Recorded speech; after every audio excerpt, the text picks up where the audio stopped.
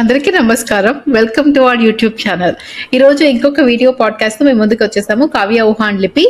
And ఇది మా ఛానల్కి అండ్ నాకు కావ్యకి లిపికి కూడా చాలా స్పెషల్ పాడ్కాస్ట్ అనమాట. ఎందుకంటే ఇది మా ఛానల్లో 100th పాడ్కాస్ట్. అండ్ ఈ పాడ్కాస్ట్లో మా ఫ్యామిలీ మెంబర్స్ అందరూ పార్టిసిపేట్ చేశారు. సో మా నాన్నగారు ముందు చంటబ్బాయి పాడ్కాస్ట్లో అండ్ మాయా బజార్ పాడ్కాస్ట్లో పార్టిసిపేట్ చేశారు. బట్ మా నాన్న, మా అమ్మ, లిపి, కావ్య, నేను, సో మా ఫ్యామిలీ మెంబర్స్ అందరం కలిసి పాడ్కాస్ట్ చేస్తున్న ఫస్ట్ పాడ్కాస్ట్ ఇది అనమాట. సో అందుకనే ఇది మాకు చాలా స్పెషల్ పాడ్కాస్ట్. సో ఆబ్వియస్లీ ఇది వచ్చేసి మనం 50th ఎపిసోడ్ లో చూస్ చేసుకున్నాము. 100th ఎపిసోడ్ కూడా మళ్ళీ మా డాడ్ బుక్ ని చూస్ చేసుకున్నాము. యా, సో మా 100th పాడ్కాస్ట్ ఆబ్వియస్లీ మా నాన్న మూవీ కాకుండా ఇంకా వేరే మూవీని మేము ఆబ్వియస్లీ చేయలేము. సో అందుకని మా channel mile stone podcast 100th పాడ్కాస్ట్లో మా నాన్న మూవీ ఒకటి సెలెక్ట్ చేసుకున్నాము. సో మూవీ పేరు 2 సో ఈ మూవీ 1986లో రిలీజ్ అయింది. ఈ మూవీలో హీరోయిన్లుగా యాక్ట్ చేసింది చంద్రమోహన్, రాజేంద్ర ప్రసాద్, రజని, ప్రీతి. ఈ మూవీని డైరెక్ట్ చేసింది జంధ్యాల గారు. అండ్ ఈ మూవీ ఒక నావెల్ బేస్డ్ మూవీ అన్నమాట. సో ఈ నావెల్ పేరు కూడా 2 సో ఈ నావెల్ రాసింది మల్లాది వెంకట కృష్ణమూర్తి గారు, మా నాన్నగారు. సో ఈ స్టోరీ రైటర్ మల్లాది వెంకట కృష్ణమూర్తి గారు. అండ్ ఈ మూవీకి మ్యూజిక్ ని అందించిన వాళ్ళు రాజన్ నాగేంద్ర గారు. సో నాకు ఫస్ట్ డౌట్, సో లిపి, కావ్య, మీ ఇద్దరిని ఒపీనియన్ కనుక్కునే ముందు నా ఫస్ట్ డౌట్ ఏంటంటే, ఈ మూవీలో 2 హీరోస్, 2 హీరోయిన్స్. సో ఈ మూవీకి 4 పీపుల్ ఉన్నారు, మెయిన్ క్యారెక్టర్స్. బట్ ఈ మూవీకి 2 అని చెప్పి, అంటే 2 times 2 = 6 అని చెప్పి ఎందుకు పేరు పెట్టాలని చెప్పి నేను నాన్నని అడుగుదాం అనుకున్నాను. సో నాన్న, క్వశ్చన్ నీకు. సో 2 అని చెప్పి ఎందుకు పెట్టావు? ఎందుకంటే చిన్నప్పుడు నా మ్యాథ్స్ టీచరు చాలా పూర్. సో 2 అని చెప్తే అదే నిజమని నమ్మి పెట్టాను. ఈ నవల రిలీజ్ అయిన తర్వాత 2 తప్ప అన్న సంగతి అప్పటిదాకా నాకు తెలియదు. ఓకే, నేను ఒకటి చెప్పనా, నాన్న యాక్చువల్లీ నవల్లో రాశారు ఫస్ట్ పేజ్ లో ఏమది అంటే, పాఠకులు క్షమించాలి, 2 నవల ప్రారంభించాక నాకు ఎక్కాలు రావా అని చాలా మంది కోప్పడ్డారు. చిన్నప్పటి నుంచి నేను లెక్కల్లో పూర్. దీన్ని దయచేసి 2 చదువుకు ప్రార్థన. ఈ పుస్తకం నవల బిగినింగ్ లో అది రాశాను. తర్వాత చెప్పనా, లిపి నువ్వు చెప్తావా నేను చెప్పనా? 2 నేను చెప్పింది కరెక్ట్ అనుకో చెప్పున్నానా. 2 ఎందుకు అంటే, మెయిన్ 2 కపుల్స్ మెయిన్. కాకపోతే ఈ 2 కపుల్స్ మధ్యలో కింద ఇంట్లో ఉండే వాళ్ళది కూడా యాడ్ అవుతుంది. సో ఓవరాల్ గా మూవీని చూస్తే 2 కపుల్స్ కాకుండా 3 కపుల్స్ గురించి స్టోరీ. నేను చెప్తాను. విఘ్నేశ్వరి, వెంకట శివము 3వ కపుల్. అనుకున్నా. ఓ ఓకే ఓకే, పేర్లు మారే వాళ్ళు ఉన్నవి 4, కానీ 3 గంటలుగా కనిపిస్తుంది. అవునవును, కరెక్టే. యాక్చువల్లీ చాలా బాగుంది వింటుంటే. నేను అలా ఆలోచించలేదు. బట్ నిజం చెప్పాలంటే ఈ మూవీ చూస్తే 2 కపుల్స్ లాగానే అనిపిస్తారు, కానీ నిజం చెప్పాలంటే 3 కపుల్స్ ఉంటారు. ఎందుకంటే వాళ్ళకి తెలియదు కాబట్టి. ఊహా కవి మీద ఒక క్వశ్చన్. నాన్న ఈ నవల రాయడానికి బేసికల్ ఒక సినిమాని చూసి ఇంటికి వెళ్తుంటే ఆ సినిమా పెద్దగా నచ్చలేదు అనమాట. ఆ సినిమా అంత సరిగ్గా లేదు అని చెప్పేసి దాని గురించి ఆలోచిస్తూ ఉంటే వచ్చిన థాట్ 2 స్టోరీ. అదే సినిమా తెలుసా మీ ఇద్దరికి? గెస్ చేయి. చెప్పు. అదే అడుగుదాం అనుకుంటా. కాదు, సుందరి మాయా బజారా? ఆ సినిమా పేరు నచ్చని. ఆ సినిమా పేరు సుందరి సుబ్బారావు. దాని రచయిత ఆది విష్ణు, అతను నా మిత్రుడే. తర్వాత రేలంగి నరసింహారావు గారు దానికి దర్శకుడు. అందులో ఒక సిచ్యువేషన్లో ఏంటంటే, తల్లిదండ్రుల దగ్గరికి వాళ్ళ కూతుర్ని హీరో తన మరదలు అని చెప్పి తీసుకెళ్లి వాడి ఇంట్లో ప్రవేశపెడతాడు. ఆ అమ్మాయి కేవలం యాస మాట్లాడుతుంది, మామూలు భాష కాకుండా. తల్లిదండ్రులు నమ్మేస్తారు, తన కూతురు అని గుర్తుపట్టరు, చంద్రమోహన్ మరదలు అని చెప్పి నమ్ముతారు. ఇది నాకు చాలా అసంబద్ధంగా ఉంది. అది కరెక్ట్గా లేదనిపించింది. సో దాని గురించి దాన్ని ఎట్లా సెటరేట్ చేయాలి అని ఆలోచిస్తూ ఇంటికి వెళ్తూ ఉన్నప్పుడు రూమ్కి వెళ్తున్నప్పుడు నాకు అనేక థాట్స్ వచ్చాయి. ఆ వచ్చిన థాట్స్ అన్ని కూడా నేను ఇంటికి వెళ్ళిన తర్వాత కాగితం మీద రాసుకున్నాను. తర్వాత 2-3 రోజులు వర్కౌట్ చేస్తే అప్పుడు ఈ 2006 థీమ్ నాకు చక్కగా కుదిరింది. అది సుందరి సుబ్బారావు అని నేను ఒక పాయింట్ యాడ్ చేస్తా. ఊహా కావ్య నాన్నట ఈ స్టోరీ లైన్ వచ్చాక సాటర్డే పొద్దున్న రాయడం స్టార్ట్ చేశారట. సండే ఈవినింగ్ వరకు 6 ఎపిసోడ్స్ ని ఫినిష్ చేసి నెక్స్ట్ డే మార్నింగ్ ఆఫీస్ కి వెళ్తూ ఆ ఎడిటర్ కి ఇచ్చేసారట 50 pages. అయితే అవును చెప్తున్నానా సాటర్డే నేను బ్రహ్మచారిని ఇంట్లోనే ఉండి సాటర్డే మార్నింగ్ మొదలు పెట్టిన తర్వాత రాస్తుంటే రాస్తున్న ఆనందంలో లంచ్ కూడా బయటకు వెళ్ళలేదు. రాత్రి వెళ్ళి భోజనం చేసి వచ్చిన తర్వాత మళ్ళీ సండే మార్నింగ్ కూడా మొదలు పెట్టి రాత్రికల్లా కంప్లీట్ చేశాను. మన్నాడు ఆఫీస్కి వెళ్తూ రిజిస్టర్ పోస్ట్ లో ఆంధ్రజ్యోతి ఎడిటర్ భువన్ సుబ్రహ్మణ్య శర్మ గారికి దీన్ని పంపించాను. అయితే నాన్న నీకు ఒక క్వశ్చన్, అప్పట్లో ఎడిటర్ కి హ్యాండ్ రైటింగ్ ఎలా అర్థమయ్యేది?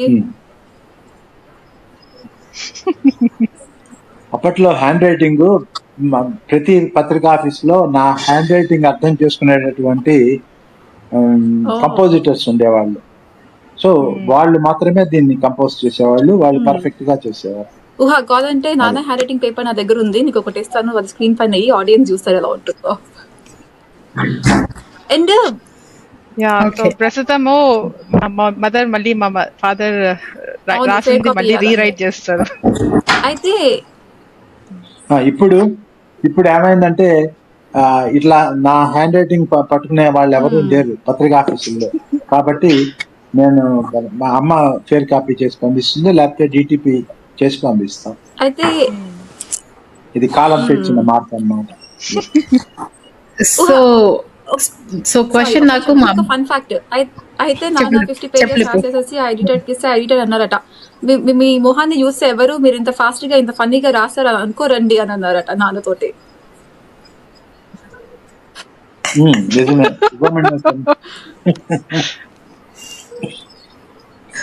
అమ్మాయి ఈ రోజుకి జోక్ చేస్తుంది, ఏంటి ఏదో సీరియస్ గా రాస్తున్నారు కామెడీనా అంటుంది. సో ఎనీవే, సో నా క్వశ్చన్ అమ్మకి, సో ఈ మూవీ 1986 అంటే నేను పుట్టక ముందు, అక్క పుట్టిన తర్వాత వచ్చిన మూవీ. సో ఎనీవే, సో అమ్మ నీకు నావెల్ నచ్చిందా, మూవీ నచ్చిందా? నావెల్ ఎన్నిసార్లు చదివావు, లేదంటే మూవీ ఎన్నిసార్లు చూసావు చెప్పు. రెండు నచ్చాయి యాక్చువల్లీ. సినిమా నచ్చింది, నవల నచ్చింది. నవల చాలాసార్లు చదివాను. మొన్న రీప్రింట్ కోసమని రీసెంట్లీ 1 month ముందు కూడా చదివాను. సినిమా ఏమో ఇప్పుడు పాడ్కాస్ట్ కోసమని మళ్ళీ చూశాను. యాక్చువల్లీ ఇది మద్రాసులో ప్రీవ్యూకి వెళ్ళాము, అక్కడ చూసాము. అక్కడ ఒక విషయం ఏంటంటే కావ్య ఏడుస్తుంటే జంధ్యాల గారు సత్యం ఈ పాపను తీసుకెళ్ళి బయటకు ఆడించుకో అన్నాడు. అంటే ఆయన అసిస్టెంట్ వచ్చేసి కావ్యని ఎత్తుకుని బయటికి తీసుకెళ్లారు. కాసేపడే తెచ్చిచ్చారు. ఆయన ఈవీవి సత్యనారాయణ గారు. దీనికి ప్రొడ్యూసర్ కదా, కో ప్రొడ్యూసర్, అసిస్టెంట్ డైరెక్టర్. తర్వాత వ్యూయర్స్ కి ఒక ఇన్ఫర్మేషన్ ఏంటంటే యూట్యూబ్ లో 2006 మీరు గమనిస్తారు, ఇద్దరు పోస్ట్ చేశారు. ఒకటేంటంటే V9 వాళ్ళు, రెండో వాళ్ళు తెలుగు మూవీ బజార్ అనేటువంటి వాళ్ళు. V9 లో కంప్లీట్ సినిమా ఉంది, మధ్యలో ఒక్క చోట మాత్రం మీకు వాయిస్ వినపడదు, just for a few minutes. మిగతా అంతా బాగుంది. మూవీ థియేటర్ లో కదా, సినిమా థియేటర్. కాపీరైట్స్ ఇష్యూ వల్ల ఆ మూవీ థియేటర్ లో వాళ్ళు హిందీ మూవీ చూడడానికి వెళ్తారు కదా, అది బాబీ సినిమా. కాబట్టి తెలుగు మూవీ బజార్ లో అది కాకుండా V9 లో చూస్తే మీకు బాగుంటుంది. తర్వాత ఇంకొక విషయం, అప్పుడు చూపించే సినిమా ఏంటో తెలుసా మీకు? ఆ సినిమా థియేటర్ లో దాని పేరు బాబీ. రాజ్ కపూర్ సినిమా. జంజాల్ గారికి అది బాగా ఇష్టం. ఒకసారి నాతో చెప్పారు. ఏం చెప్పారంటే రాజ్ కపూర్ బాంబే వెళ్ళి కలిసి బాబీ సినిమా తెలుగులో రీమేక్ కి రైట్స్ అడిగారు. రైట్స్ అడిగితే Raj Kapoor I won't cell my baby అని సమాధానం చెప్పారు. ఇది జరిగింది యాక్చువల్గా, ఒకసారి జంజాల్ గారు చెప్పారు. అయితే నేను ఒక ఫన్ ఫ్యాక్ట్ చెప్తా. బుక్ లో అంటే మూవీలో వీళ్ళు ఆ థియేటర్ లో కలుస్తారు కదా, ఆ అమ్మాయి వింధ్య కోసం వెయిట్ చేస్తుంది, టికెట్ ఎక్స్ట్రా ఉంటుంది. బుక్ లో మాత్రం వాళ్ళు బిర్లా మందిర్ లో కలుస్తారు ఫస్ట్ టైం. కాదు నాన్న, సినిమా హాల్లోనే బిర్లా కలుస్తారు. మందిర్ నానా కాదు, నేను మొన్నే ప్రూఫ్ రీడింగ్ చేసింది. సెకండ్ టైం బిర్లా మందిర్లో కలుస్తారు. నాకు అంటే ఐఎమ్ నాట్ షూర్, మరి ముందా తర్వాత అనేది తెలియదు కానీ వాళ్ళు బిర్లా లిపి మందిర్లో సైడ్ కలవటం తీసుకోవాలా అమ్మ సైడ్ తీసుకోవాలా అని తెలియట్లేదు అని చెప్పి Yeah. ఇది నాకు నిజంగా గుర్తులేదు, బట్ రెండు చోట్ల సినిమా కలుస్తారు. అది నవల్లో నవలలో మాత్రమే ఉంది. Yeah. సినిమా టికెట్ తీసుకోవటము, 5 స్టార్ చాక్లెట్ ఇవ్వటము, అవన్నీ నవల్లో ఉన్నాయి. ఆ రోజుల్లో యాక్చువల్లీ నవలలో Okay. ఎక్కువ మార్పులు చేయలేదు, చేయలేదు. ఆ యాజ్ రోజు ఇట్ ఈస్ తీసుకున్నారు. ఈ నాన్న రాసిన అన్నిటికి ఈ నవల ఒక్కటి సినిమా దృష్టిలో పెట్టుకుని రాశారట, మిగిలినవన్నీ నవల దృష్టిలో రాశారు. ఈ నావెల్ ఒక్కటి మాత్రం సినిమా దృష్టిలో రాశారు. సో అందుకని క్రిస్ప్ గా వచ్చి తీసేయాల్సిన క్యారెక్టర్స్ లేవు, అండ్ అదే ఫాలో అయ్యారు. సో అలాంటప్పుడు నాకు ఒక డౌట్. సో ఇది ఈ మూవీలో ఐ మీన్ నావెల్ నే చేశారు అంటే ఈ రాజేంద్ర ప్రసాద్ క్యారెక్టర్ గురించి మాట్లాడుకోవాలి మనము. బట్ రాజేంద్ర ప్రసాద్ క్యారెక్టర్ చాలా విట్టి క్యారెక్టర్, చాలా రిడిల్స్ అడుగుతూ ఉంటాడు, చాలా జోక్స్ చేస్తూ ఉంటాడు. ఏదో యూనో ఇలాంటివన్నీ ప్రాక్టికల్ జోక్స్, హిప్నటైజింగ్ అవన్నీ చేస్తూ ఉంటాడు. సో నా క్వశ్చన్ ఏంటంటే, లిపి తట్టుకో, క్వశ్చన్ ఏంటంటే ఈ నావెల్ లో కూడా ఈ రాజేంద్ర ప్రసాద్ క్యారెక్టర్ లో ఇవన్నీ డైలాగ్స్ ఉన్నాయా, లేదంటే మూవీ స్టార్ట్ అయిన తర్వాత చేశారా? ఇవన్నీ నవల్లో ఉన్నాయి. కాదు ఓకే, కొన్ని నవల్లో రాయనది సినిమా కోసం అని చెప్పి మళ్ళీ అందించాను. ఉదాహరణకి ఫస్ట్ ఆఫ్ ది లాస్ట్ మధ్యలో 2 జీరోస్ అని చెప్పి ఉంటుంది. ఇది నవల్లో లేదు. సో ఇట్లాంటివి కొన్ని మేడకి ఆవుని మేడకి మేసేయొద్దు. ఇది ఆ రోజుల్లో చాలా పాపులర్ జోకు. అది ఆ సినిమాలో పెట్టారు. ఆ సముద్రపు ఒడ్డు మీద పక్కనే ఉన్నటువంటి రాతి మీద నించోబెట్టి 1 2 3 అది నవల్లో ఉంది. అలాగే రెస్టారెంట్ లో పైన నాప్కిన్ కప్పి నేను 3 లెక్క పెట్టేలోగా తీసుకుంటాను అని చెప్పండి. ఇవన్నీ కూడా నవల్లో, ఇవన్నీ నవల్లో ఉన్నాయి. అయితే ఒకటి ఏంటంటే ఆ చైనీస్ రెస్టారెంట్ జోక్ ఉంది కదా, ఆ చైనీస్ రెస్టారెంట్ జోక్ అట నాన్న కోవర్కర్ ఎవరు చెప్పారట. చెప్తే నాన్న అప్పటి వరకు ఎక్కడ చదవలేదట, అందుకని టచ్ చేసేసి ఈ 2 లారీలో పెట్టారట ఆ జోక్ ని. అంటే చైనీస్ రెస్టారెంట్ అంతా అందరూ బెక్క అంటారు. ఈ సినిమా చూసినంతసేపు అక్క, ఎస్పెషల్లీ ఆ జోక్స్ దగ్గర, విట్టి పొడుపు కథల దగ్గర అక్క అచ్చా నాన్నలాగానే మాట్లాడుతున్నాడు, అచ్చా నాన్నతో మాట్లాడినట్లే ఉంది, అంత నాన్నలాగానే ఉంది. ఈ మూవీ మొత్తంలో నాన్న పర్సనాలిటీ మనకి ఇది నావెల్ లోనా లేకపోతే తర్వాత యాడ్ చేశారు? బికాస్ అది నాన్న స్టైలే ఆ అబ్బాయి. నాన్నకి పుట్టగొడుగులు అంటే ఇష్టమా నా క్వశ్చన్. ఎందుకంటే చాలా సినిమాలో పుట్టగొడుగులు రిఫరెన్సెస్ ఉంటాయి. అమ్మకైతే ఇష్టం లేదు, అది నాకు తెలుసు కదా. నాకు ఇష్టం. యాక్చువల్ గా లిపిలో ఒక కావ్యనో గుర్తులేదు కానీ దాన్ని నేను వచ్చినప్పుడు ఫ్రై చేస్తారు కదా కొనుక్కొచ్చి. కావ్య ఆ రెసిపీ ఇచ్చింది ఊహ. సరే గాని ఆ రెస్టారెంట్ లో ఆ బెక్క అని చెప్పే చైనా అబ్బాయి మొహంలో ఎలాంటి ఎక్స్ప్రెషన్ లేకుండా ఎంత బాగా చెప్పాడు. అవును, అతను చాలా ప్రొఫెషనల్ గా వాళ్ళ దగ్గర ఎవరైనా చెప్పాడు అంతే, చిన్న నవ్వు కూడా. నేను ఒక ఫన్ ఫ్యాక్ట్ చెప్తా. నాన్న యాక్చువల్లీ నీకు ఒక క్వశ్చన్. నాన్న, నువ్వు ఈ 2 రాసింది చంటబ్బాయి హిట్ అయ్యాక ఆ పురాణం వాళ్ళు నిన్ను ఇంకొకటి రాయండి కామెడీ అంటే నువ్వు ఇది రాసావు కదా. నా క్వశ్చన్ ఏంటంటే, చంటబ్బాయి హిట్ అయినప్పుడు నీకు పారితోషికం ఎందుకు పెంచలేదు? సేమ్ పారితోషికం ఎందుకు ఇచ్చారు? అప్పటికే పారితోషికం ఎక్కువ తీసుకుంటున్నా చంటబ్బాయి అప్పుడు, ఇంకా అంతకంటే ఎక్కువ లేదు. ఎంత తెలుగు మాట్లాడావు. పారితోషికం దానికి కారణం ఏంటంటే ఆ రోజుల్లో సర్క్యులేషన్ ని బట్టి పారితోషికం నిర్ణయించేవారు. ఒక నవల కనుక స్టార్ట్ అయిన తర్వాత నవల పూర్తయ్యే లోపల సర్క్యులేషన్ బాగా పెరిగితే ఆ వచ్చే లాభంతో కొంత రైటర్ తో షేర్ చేసుకోవటం ఆ రోజుల్లో ఒక ఆనవాయితీగా ఉండేది. తర్వాత అయితే అక్క ఊహ ఇద్దరికి ఇంకొక ఫన్ ఫ్యాక్ట్. అయితే యోగి అన్న ఒక పబ్లిషర్ నాన్న బుక్స్ అప్పట్లో పబ్లిష్ చేసేవాళ్ళు అనమాట. అయితే ఆయన నాన్న బుక్స్ తో పాటు వేరే వాళ్ళ బుక్స్ కూడా పబ్లిష్ చేసేవాట. అయితే ఆయన అనేవాళ్ళట, మీరు రైల్ ఇంజన్ లాంటి బుక్స్ అండి మీవి, మిగిలిన వాళ్ళు వెనకాల రైల్ భోగి లాంటివి, మీ బుక్స్ అమ్ముడు పోయేటప్పుడే మిగిలిన వాళ్ళవి అమ్ముడు పోతాయి అని చెప్పారట. Very nice. ఆ రోజుల్లో అది చాలా చాలా మంది చేసేవాళ్ళు. నా నవల వేసినప్పుడు ఆ ఒక్క నవలే కాకుండా ఇంకెవరైనా 3-4 పుస్తకాలు 5-6 వేస్తే దీనికి ఒక 10 కాపీలు ఆర్డర్ పెట్టినప్పుడు దానికి కనీసం 2 కాపీలైనా ఆర్డర్ పెడుతూ ఉండేవారు ఆ రోజుల్లో. అందుకని అలా చెప్పేవారు, మీ నవల రైల్ ఇంజన్ అండి, మిగతావన్నీ పెట్టెలని నవ్వుతూ చెప్పేవారు. తర్వాత ఏంటంటే సాక్షి రంగారావు పాత్ర చాలా వేగంగా మాట్లాడతాడు ఆ సినిమాలో. అది యోగి మేనరిజం. యోగిగా ఎంత మీ అందరికీ తెలుసు, యోగి ఎంత వేగంగా మాట్లాడతారు ఆయన. అదే మేనరిజం జంజాల్ గారికి చెప్తే అది. ఫన్ ఫ్యాక్ట్ ఏంటంటే అక్క ఊహ, నేను హిమాలయాస్ కి వెళ్ళడానికి రీజన్ యోగి అంకుల్ క్యాన్సిల్ చేసినప్పుడు అంకుల్ టికెట్ తో నేను వెళ్ళాను నాతో పాటు హిమాలయాస్ కి. అయితే నాన్న ఈ ఫాస్ట్ గా మాట్లాడుకుని చెప్పారు కాబట్టి నేను ఇంకొన్ని పాయింట్ అవుట్ చేస్తాను. అయితే నువ్వు కూడా ఫాస్ట్ గా మాట్లాడుతావు చెప్తున్నావా? చెప్పు. అందులో ఇప్పుడు శ్రీలక్ష్మి ఉంది కదా, శ్రీలక్ష్మి ఒకటేమో వంటలు సరిగ్గా చేయదు, తర్వాత సంగీతము పిచ్చిగా పాడుతుంది. అవన్నీ నాన్న బేసికలీ నాన్న వాళ్ళ అప్పుడు కోవర్కర్స్ దగ్గర నుంచి చూసి రాసినవన్నమాట. సో బేసికలీ సత్యరెడ్డి అని ఒక ఆయన ఉండేవాళ్ళట. వాళ్ళ పక్కింట్లో ఎవరో సంగీతం నేర్చుకుంటున్నప్పుడు వాళ్ళ ఆయన వచ్చి బయట నుంచుని నేను కొట్టట్లేదండి టైప్ లో నుంచునే వాళ్ళట, ఆవిడంత పిచ్చిగా పాడేదని. దానిని చూసి తీసుకున్నారు.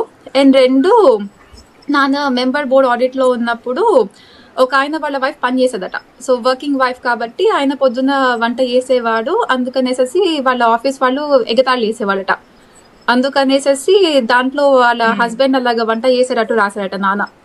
అండ్ ఇంకొకటి ఆ తిక్కమక్కనేమో నాన్న ఇండియన్ ఎయిర్లైన్స్ ఆడిట్కి వెళ్ళినప్పుడు అక్కడ పనిచేసే వాళ్ళు పిచ్చి చాలా డిఫరెంట్ లాంగ్వేజెస్ మాట్లాడతారు కదా, దాని నుంచి ఇన్స్పైర్ అయ్యి వాళ్ళనే అడిగారట, దీనిని ఈ కొంకణిలో ఏమంటారు, దీనిని బెంగాలీలో ఏమంటారు, అవన్నీ అడిగి వాటిని తెలుగులో ప్రొనౌన్సియేషన్ రాసుకుని వాటిని నవల్లో రాశారట. సో తిక్కమక్క క్యారెక్టర్ కి ఇన్స్పిరేషన్ ఆ ఇండియన్ ఎయిర్లైన్స్ లో పనిచేసిన పీపుల్. దాని తర్వాత ఆ హిప్నాటిస్ట్ మాత్రం నాగరాజు అని ఒక హిప్నాటిస్ట్ ఉండేవాళ్ళట.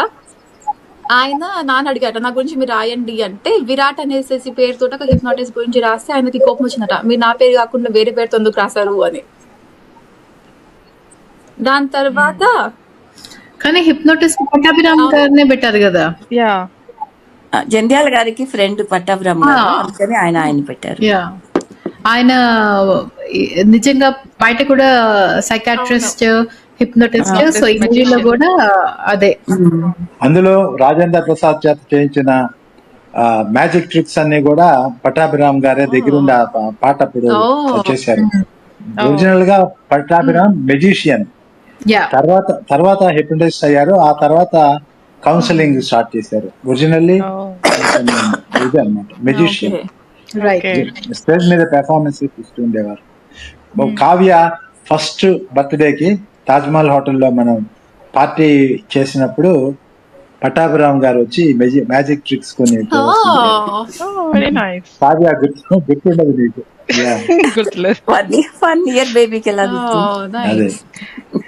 కాదు, నాకు చెప్పా కదా మూవీ అంతా నాన్న కనిపించారని. అందులో ఒక జోక్ ఏంటంటే 2-3 జోక్స్ యాక్చువల్లీ ఫుడ్ గురించి. ఫస్ట్ ఏమో పెళ్లి చూపులకు వెళ్ళినప్పుడు మా అమ్మాయి పెళ్లి కూతురు గారెలు చేసింది, తర్వాత అంటే కొబ్బరి చట్నీ కూడా తనే చేసింది అంటుంది. తర్వాత తింటున్నప్పుడు ఇది గారా అంటే వాడేమో అంటారు పక్క నుంచి ఆయన, అదొక జోక్. తర్వాత పట్టాభిరాము గారు హిప్నటైజ్ చేస్తున్నప్పుడు శ్రీలక్ష్మిని మీరు కూర చేస్తారు, పప్పు చేస్తారు, సాంబార్ చేస్తారు, రసం చేస్తుంటే పనిలో పని పెరుగు పచ్చడి కూడా కలిపేయండి. సో ఇలాంటి సీన్స్ లో నాకు నాన్న పర్సనాలిటీ కనిపిస్తుంది. అనే కాదు, శ్రీలక్ష్మిని నిలదీస్తాడు కదా, వడలు చేసింది నువ్వేనా, గారెలు అంటే నేను కాదండి అంటే, నువ్వే వండావన్నారు, పచ్చడి కూడా నువ్వే చేసావన్నారు. అవును, అది చాలా ఫనీ. అంటే వేరేవన్నీ ఎక్కువ ఎక్స్పోజ్, ఇలాంటి సటిల్ జోక్స్ నాకు ఇంకా ఎక్కువ నచ్చుతాయి. అయితే ఇంకొకటి చెప్తాను, సారీ అది టైం మొత్తం వేసుకుంటున్నాను. కాదు, అయితే అక్కడ నీకు గుర్తుందాక ఆ పీచుగడ్డం వాడు ఇతన్ని చెప్పేసి అడుక్కునే వాడి దగ్గర అంటాడు కదా, అప్పుడు అతను అంటాడు కదా ఇంక్ కారుతుంది అని పెన్నుకి. అదట బేసికలీ నాన్న వాళ్ళ ట్యూషన్ టీచర్ అలాగ చొక్కాలకి ఎక్స్ట్రా పెన్ను పెట్టడానికి కుట్టుండేదట. ఆ పెన్ను దాంట్లో అన్ని ఇంక్ స్టెయిన్స్ ఉండేవట. సో బేసికల్ ఆ క్యారెక్టర్ పెన్ స్టెయిన్స్ నాన్న ట్యూషన్ టీచర్ నుంచి ఇన్స్పైర్ అయి రాసింది. దాన్ని ప్యూర్ తెలుగులో అడుగుతారు కదా, తెలుగులో ఇంట్లో ఏమంటారు? సిరా సిరా సిరా సిరా అడుక్కున్న వారు మీ చొక్కాకి సిరా అంటుకుంది అని ఏదో చూసా అంటారు. మూవీ సిరా ఇంకోటి ఇదే లాస్ట్ది. కాకపోతే అంటే ఈ టాపిక్ కి కాకపోతే ఆ పీచుగడ్డం వాడు అంటారు కదా, అప్పట్లో వచ్చిన ఎన్కౌంటర్ పేపర్ లో పంజాబీ వాళ్ళని సిక్కులన్నీ పీచుగడ్డం వాళ్ళని వాళ్ళట. అందుకనేసి నాన్న దీంట్లో పీచుగడ్డం అని రాశారు. అవును, ఆవిడ అంటుంది కదా ఢిల్లీలో అందరూ పిచ్చిగడ్డం వాళ్ళే ఉంటారు. క్వశ్చన్ ఇంతకీ తన ఆ దొంగ ఎవరు, తన డబ్బులు ఎలా పోతే నిజంగానే పీచుగడ్డం అతను తీసుకుంటాడా లేకపోతే ఇక్కడ పోతుందా? అది లేదు, అది చెప్పలేదు, ఎందుకంటే కథకు అవసరం లేదండి, అది చెప్పలేదు. వాళ్ళ మధ్య చెప్తే వాదన పోతుంది యాక్చువల్ గా. తర్వాత వాళ్ళ మధ్య బిజినెస్ అంటారు సినిమా పరిభాషలో. రెండు క్యారెక్టర్స్ మధ్య ఏదైనా బిజినెస్ అంటే ఏదో ఒకటి పెట్టాలి, లేకపోతే బ్లాంక్ గా ఉంటుంది. కాబట్టి వాళ్ళ మధ్య బిజినెస్ గా అది తీసుకుని పెట్టాను, నవల్లోనే అది రాశాను. అది తర్వాత ఈ నవల రాయడానికి నేను చాలా మెంటల్ గా చాలా కృషి చేయాల్సి వచ్చింది. కారణం ఏంటంటే ఇద్దరు క్యారెక్టర్స్ కి ఒక విషయంలో రహస్యం కనుకుంటే ఆ రహస్యం మెయింటైన్ చేయటం చివరి దాకా రచయితకి కష్టం. ఎక్కడో చోట పాఠకుడికి అరే ఈ రహస్యం ఈ పాత్రకి తెచ్చుకోలేకపోయారా అనిపిస్తుంది. ఉదాహరణకి డాక్టర్ చక్రవర్తి అనే సినిమాలో అదే పేరుతో నవల కూడా వచ్చింది. దాంట్లో ఏంటంటే చివర నేను చెప్తాను. ఓకే, అది నవల పేరు చక్రభ్రమణం. దాన్ని డాక్టర్ చక్రవర్తి అని తీశారు. ఆ సినిమాలో ఏంటంటే డాక్టర్ జగ్గయ్య సావిత్రి ఒకదంట, నాగేశ్వరరావు అండ్ జానకి ఒకదంట, ఇద్దరు డాక్టర్స్ వీళ్ళు. అయితే ఈ నాగేశ్వరరావు సావిత్రి క్లోజ్గా ఉన్నారని వాళ్ళిద్దరు స్పౌసులు చాలా ఫీల్ అయిపోయి వాళ్ళ సంసారాన్ని విచ్ఛిన్నం అయిపోయి అమ్మాయిని ఇంట్లోంచి వెళ్ళగొట్టి అని జరుగుతాయి. చివరికి నాగేశ్వరరావు చెప్తాడు, నా చెల్లి చిన్నప్పుడు చచ్చిపోయింది, సావిత్రి చూస్తే అమ్మాయి గుర్తొచ్చింది, ఈ అమ్మాయి నా చెల్లి లాంటిది అని చెప్తాడు.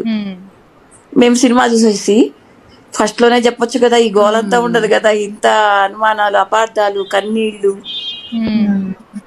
అది కాబట్టి ఇది తను ఒకళ్ళ బదులు వెళ్ళారు అన్న సంగతి బయట పడిపోతుంది. ఇంకా వాళ్ళంతటా వాళ్ళే చెప్తారు, లేకపోతే మరొకళ్ళ ద్వారా బయటపడుతుంది అనేటువంటి సిచ్యువేషన్ తీసుకొచ్చి దాన్ని ఏదో విధంగా మళ్ళీ అడ్డుకుని కొనసాగించడం అనేది ఈ నవలకి ప్రధానమైనటువంటి అంశం. లేకపోతే ఈ సినిమాకి కూడా లేకపోతే ఒక పర్టికులర్ పాయింట్లో రీడర్ కానీ ఆడియన్స్ కానీ ఏంటిది అని ఇబ్బంది వస్తుంది.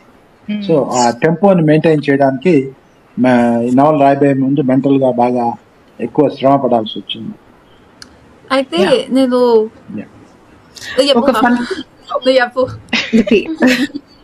ఒక ఫన్ పాయింట్ చెప్తాను, ఆ తర్వాత నువ్వు కంటిన్యూ చేయి.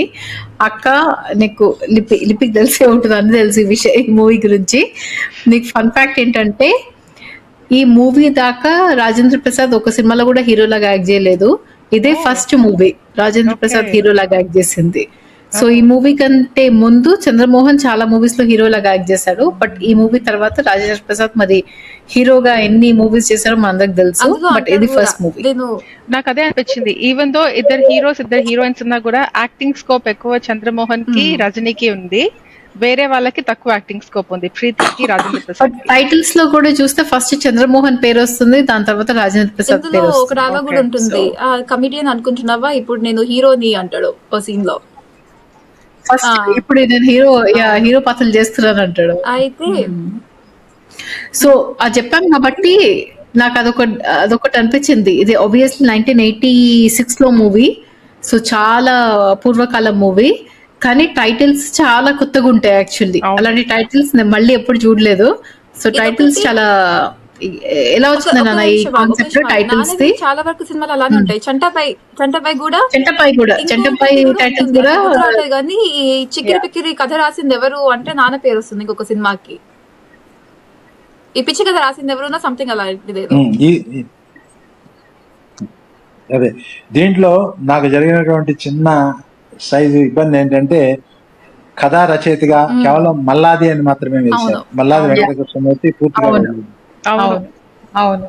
అంటే ఈ తరం వాళ్ళు గుర్తుపడతారు కానీ ఫ్యూచర్ లో ఒక 50 years or 100 years తర్వాత మల్లాది అంటే నేనని స్ఫురించకపోవచ్చు. అది ఎందుకలా వేస్తారు తెలీదు, అడగలేదు నేను ఎవరిని కూడా. తర్వాత ఇంకొకటి నేను చెప్తాను. పెళ్లిలో మీనా పెళ్లిలో వాళ్ళు అక్షింతలు అవునా, చాలా ఫనీ సీన్. అవును, చచ్చిపోతుంది ఆవిడ, అదేనా? చచ్చిపోతుంది. కాదు పాపం పూజారి ఎంత బాగా యాక్టింగ్ చేస్తాడు కదా, నిజంగా షాక్ తిన్నట్లు. మీనా అంటే మన రెగ్యులర్ హీరోయిన్ మీనా ఈ మూవీలో బాలనటిగా నటించింది అనమాట. సో కాదు, ఇంకొకటి సో అది బేసికలీ అక్షింతలు వేసి చచ్చిపోతుంది. ఆ ఫేషియల్ ఎక్స్ప్రెషన్ పాపం ఆ పూజారి పండించేశాడు, భలే యాక్టింగ్ చేశాడు. అవును, ఆ పూజారి బాగా చేశాడు. ఆ ఐడియా ఈవి సత్యనారాయణ గారి బిడ్డ. మేము యాక్చువల్ గా ఈ సినిమాకి 1 line ఆర్డర్ వేస్తున్నప్పుడు ఈవీవి నేను ఇద్దరం కలిసి వేసాము. ఆ పర్టికులర్ సీన్ రాగానే ఈవీ గారు సజెస్ట్ చేశారు, ఇట్లా చంపేస్తే బాగుంటుంది కదండి, ఎందుకంటే చావు అనేప్పటికీ యాంటీ సెంటిమెంట్, అక్కడ ఏదైనా లాఫ్టర్ కావాలన్నా నేను అంటే ఆలోచించి ఆయన చెప్పారు పూజారి మీద అక్షంతలు వేసి చచ్చిపోతుందండి అంటే మేము మా ఇద్దరికి నవ్వొచ్చింది. మేము నవ్వుతుంటే మేము పాంగ్రో హోటల్లో ముందు కూర్చున్నాను. వెనకాల గదిలో జంజాల్ గారు, జయకృష్ణ గారు దీనికి ఫినాన్షియల్ మద్దతు ఇచ్చిన ఆయన మేకప్ మ్యాన్ కూడా. సో వాళ్ళు మా నవ్వులు విని పిలిచారు, ఏంటంటే ఇది అని చెప్పాను. అది నచ్చి దాన్ని యాజిటీస్ పెట్టారు. అట్లా ఒకసారి స్పార్క్ ఎట్లా వస్తుందో తెలియదు కానీ గబుక్కున అనుకోకుండా కొన్ని కుదురుతాయి. అలాగే అక్కడ సినిమాలో పైన మేడ మీద షూట్ గొడుగు పట్టుకుని వెళ్తారు, కింద ఆవు మేసేది. అప్పుడు వర్షం వచ్చింది. సో వర్షంలో షూట్ చేసిన తర్వాత దాన్ని మ్యాచ్ చేయడానికి కింద ఒక అతన్ని గొడుగాడికి వెనకాల తీసుకుంటాడు. రెస్టారెంట్ లో గొడుగాడికి తీసుకున్న తర్వాత పైకి వెళ్తే వర్షం వస్తుంది కదా.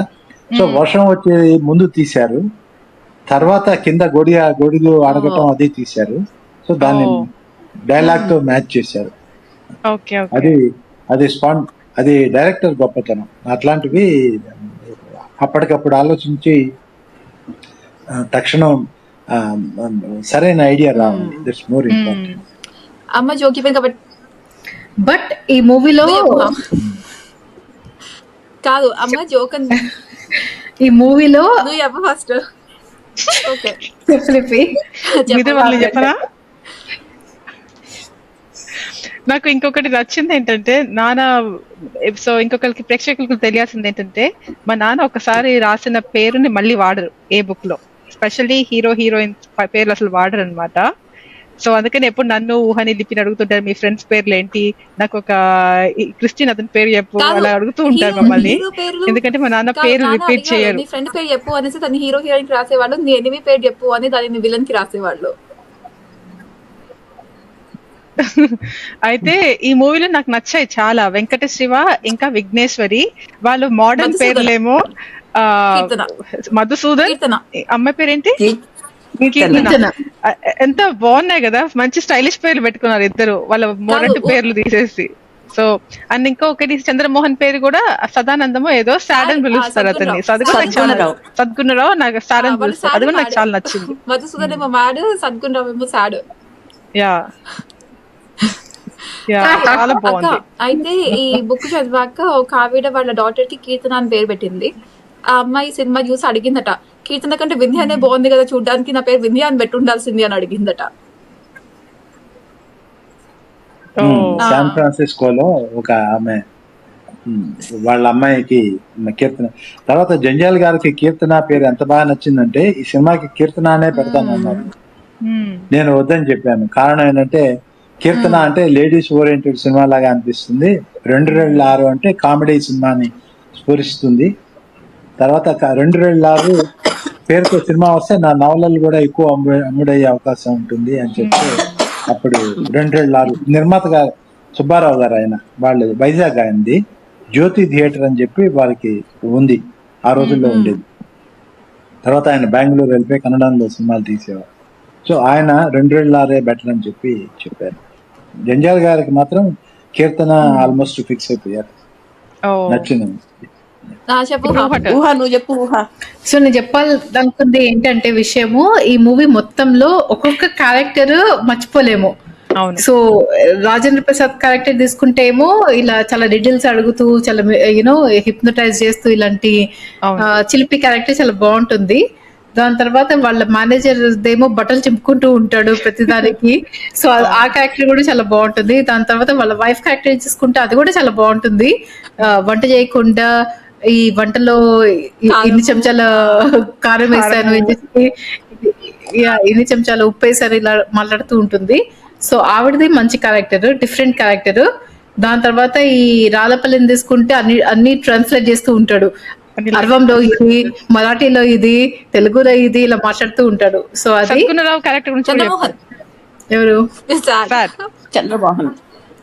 చంద్రమోహన్ ఏమో తిండిపిచ్చి అదేంటి ఆఫీస్ మధ్యలో వెళ్ళి అన్ని తింటూ ఉంటాడు. ఇంకొక అమ్మాయికి ఏమో డ్రామాలు పిచ్చి, ఇంకొక అమ్మాయికి ఏమో సినిమాల పిచ్చి. సో ఇలా ఒక్కొక్కరిది ఒక్కొక్క డిఫరెంట్ టైప్ అన్నమాట. అది చాలా నార్మల్ గా అవి చూపించరు ఇన్ని మూవీస్ లో, ఉత్త హీరో హీరోయిన్లు చూపిస్తారు. బట్ ఈ మూవీలో అన్ని క్యారెక్టర్స్ కి ఒక ఏమంటారు మేనరిజం ఉంటుంది, అది చూపించారు. అదొకటి. దత్తాత్రేయులు ఎప్పుడు గొడుగు పట్టుకునే ఉంటాడు, ఆయన చెప్పింది వాళ్ళ ఆవిడ ఖండిస్తూ ఉంటుంది ప్రతి మాట. చివరికి పెళ్లి దగ్గర కూడా ఆ పీచుగొట్టం వాడు నా డబ్బులు ఎత్తుకోపోతే అంటే వాడికి అదని చెప్పానా అని పెళ్లిలో కూడా. అయితే నాకు ఎందుకు నచ్చిన ఇంకొక జోక్ ఏంటంటే, ఇంకొకటి అదే ఆయన కూడా నాన్న చెప్పినట్టు మేనరిజం చాలా వేగంగా మాట్లాడుతూ ఉంటాడు, చాలా ఫాస్ట్ గా మాట్లాడి చెప్పింది చెప్పి వెళ్ళిపోతూ ఉంటాడు అంతే.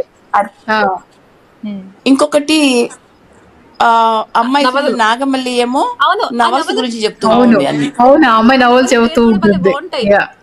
తోటకూర లక్ష్మి రాసిన కొత్తిమీర నవలలో ఇలా జరిగింది అనుకుంటా, అన్ని ఫన్నీ నేమ్స్ ఆ నవలలు కూడా. వాళ్ళ నాన్న కూడా ఏదో అలా పీచుగొంతుతో మాట్లాడుతూ ఉంటాడు. ఆయనేమో నాకు ఈ అవార్డు వచ్చింది, ఆ అవార్డు వచ్చింది. సన్మానం జరిగింది. వేలు ఆ పాత్ర వేసిన ఆయన పేరు వేలు.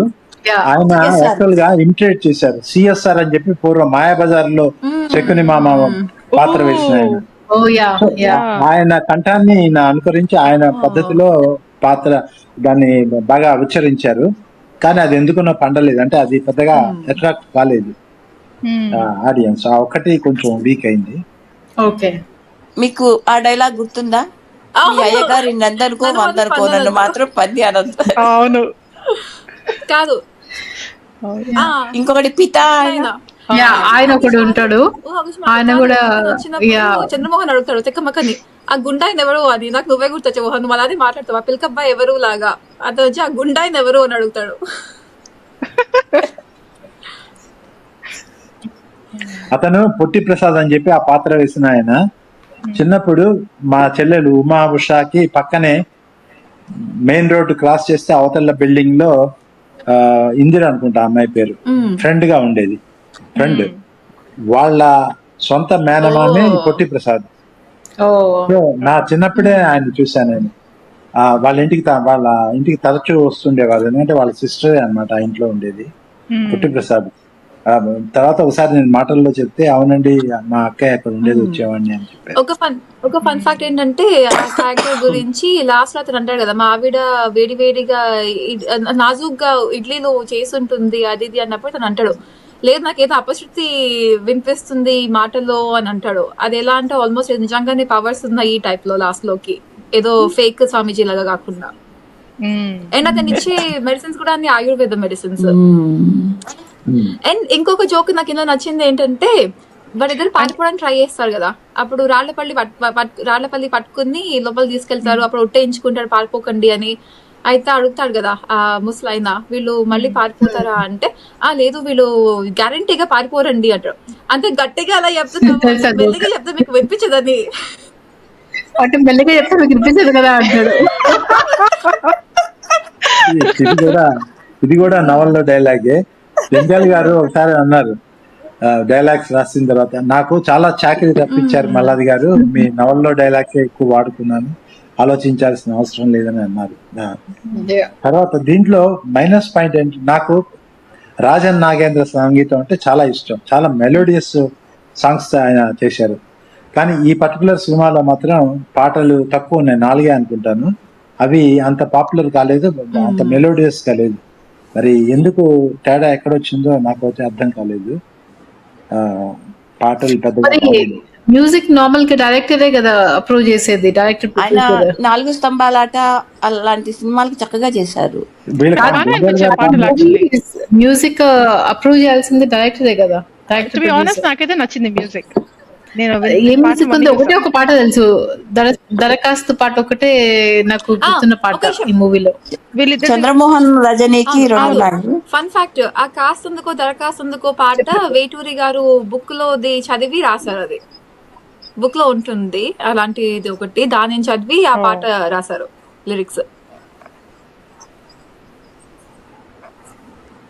అయితే ఇంకో ఆ పాట యాక్చువల్లీ ఫేమస్ పాటే, కాసందుకు దరఖాస్తుందుకో అని చాలా విన్నాను టీవీలో వచ్చినప్పుడు. అలాగా కాదు, ఇంకొకటి ఏంటంటే ఇందులో క్యారెక్టర్స్ అందరూ మంచి ఇంగ్లీష్ మాట్లాడతారు.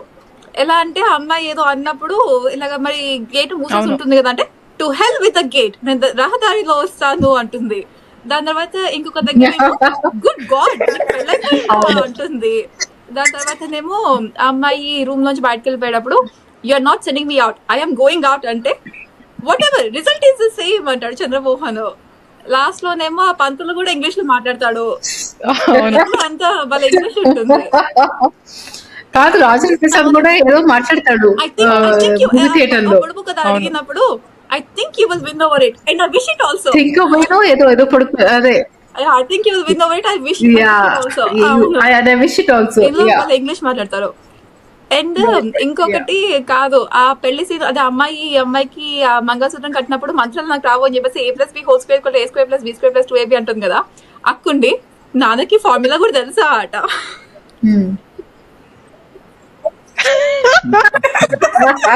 అవును, correct question.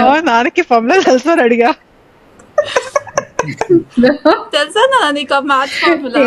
A² + B² + 2AB.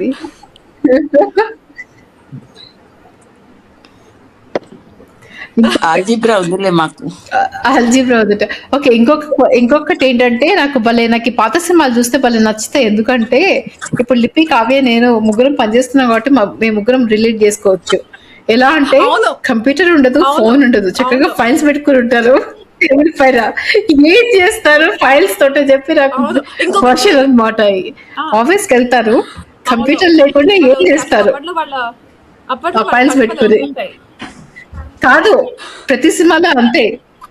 మీకు చిన్న సినిమాలో కూడా మీకు మొన్న ఫైల్ ఇచ్చారు కదండి, అది ఇవ్వండి అంటుంది, తీసుకుంటుంది. ఒక కంప్యూటర్ కూడా ఉండదు. దాంతో పాటు ఇంకొకటి,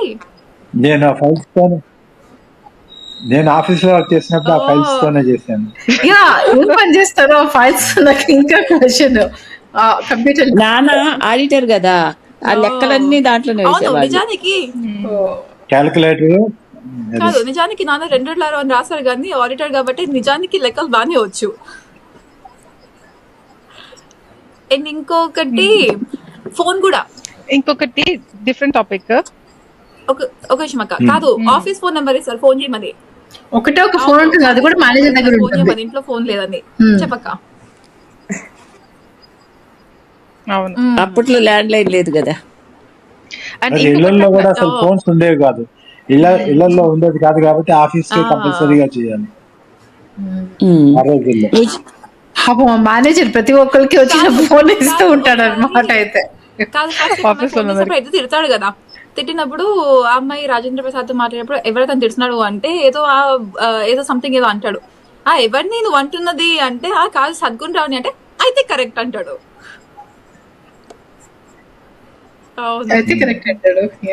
ఆయన పేరు ఐరావతం, నచ్చింది నాకు పేరు.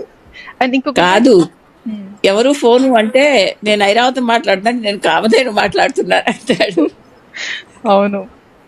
నాకు ఇంకొకటి ఈ ఇల్లు చాలా నచ్చింది. అలాంటి అంత పెద్ద ఇల్లు, 50 గదులు, ఎన్నో బాత్రూమ్లు, ఎంత బాగుందో ఆ ఇల్లు అయితే.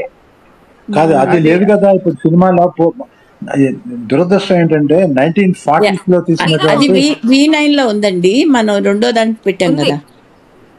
V9 మనం రెండు చూసాం, V9 కూడా చూసాం, అందులో దాంట్లో అంటాడు లేదు ఇది. ఆ అమ్మ ఉంది సినిమా అందులో ఇంట్రొడ్యూస్ Yeah, చేస్తారు. character ఉంది. అమ్మాయిని తీసుకెళ్ళినప్పుడు అంటాడు 50 గదులు 100 తీసుకెళ్ళినప్పుడు అద్దాలు అనేదో అంటాడు. అవును. అవునవును అంటాడు. ఆ ఇల్లు ఎంత బాగుంటుందో. నాకు ఈ మూవీ మొత్తంలో నచ్చింది స్టోరీ, చాలా డిఫరెంట్ స్టోరీ. మరి 1980s ఇప్పుడు కూడా ఆ స్టోరీ డిఫరెంట్ స్టోరీయే. 1986 లో ఆబ్వియస్లీ చాలా unique story. Child marriage, arranged marriage, ఇద్దరికి ఇష్టం లేదు, దాని తర్వాత ఫ్రెండ్స్ ని పంపిస్తారు, దాని తర్వాత మళ్ళీ డెస్టినీ వాళ్ళిద్దరే మళ్ళీ ప్రేమలో పడతారు, వాళ్ళిద్దరే పెళ్లి చేసుకుంటారు. చాలా యాక్చువల్లీ ఈ మూవీ స్టార్ట్ అవ్వడంతో నాకు అర్థం కాలేదు అసలు ఏంటి ఏమవుతుంది అనుకున్నాను హాఫ్ దాకా.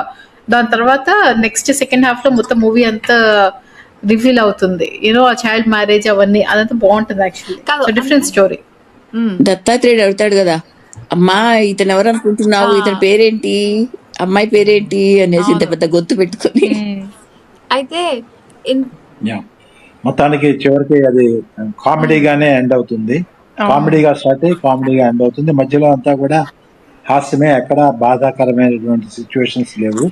అందుకనే బాగా ఆడింది.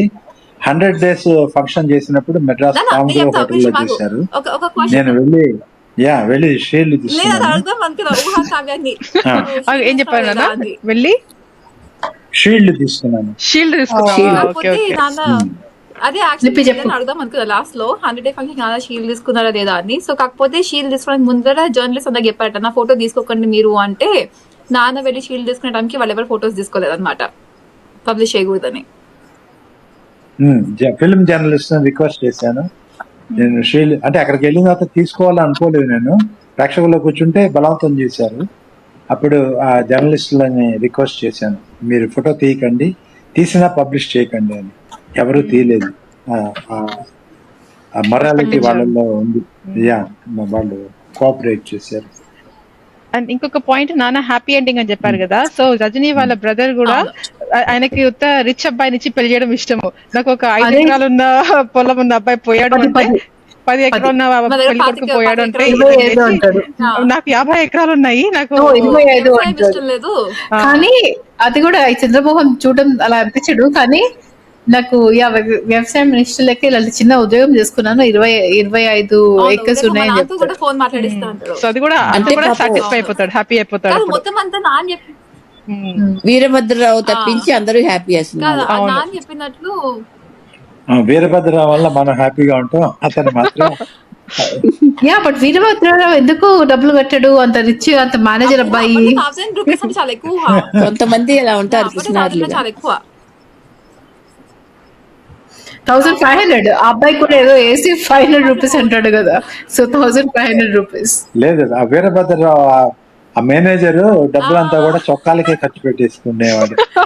అవును, ఆ అమ్మాయి అంటుంది చెప్పుకోకండి ఇదే లాస్ట్ చొక్కా, మిగతావన్నీ ఉతకడానికి వేసాను వాడు కూడా అంటుంది. అంటాడు, మీరు చొక్కా చెప్పుకోండి నేను ఇక్కడ వెయిట్ చేస్తాను అంటాడు. అది కూడా ఇంగ్లీష్ మాట్లాడతాడు కదా, నేను ఇక్కడ 8 చేస్తాను.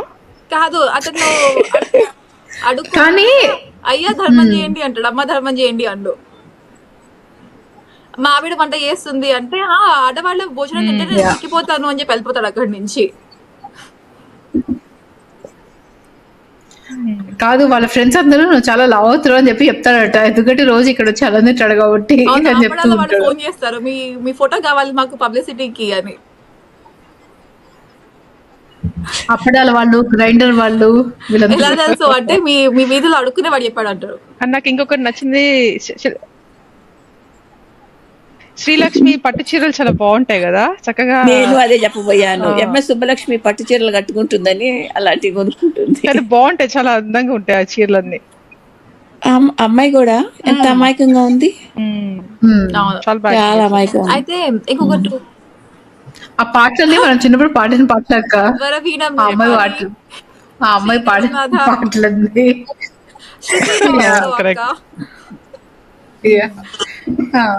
కాదు, లాస్ట్ ఫన్ Yeah. ఫ్యాక్ట్స్ తర్వాత నా దగ్గర pretty much fun fact points అయిపోయాయి. ఒకటి, నాన్న ఈ నవలను రాసేటప్పుడు పీజీ ఓల్డ్ హౌస్ బుక్స్ లో క్యారెక్టర్స్ మధ్యలో కన్ఫ్యూజన్ చాలా ఎక్కువ ఉంటుంది అనమాట. సో నాన్న ఆ టెక్నిక్ ని అడాప్ట్ చేసుకుని రాశారు ఇందులో ఉన్న క్యారెక్టర్స్ ని. అండ్ ఇంకొకటి, నాన్నని ఆంధ్రుల ఆహ్లాద రచయిత అంటారు కదా. సో బేసికలీ దీనిని పబ్లిష్ చేసే టైంకి పబ్లిసిటీ కోసం అనేసి ఆ ఎడిటర్ రాశారనమాట, ఆంధ్రుల ఆహ్లాద రచయిత అని.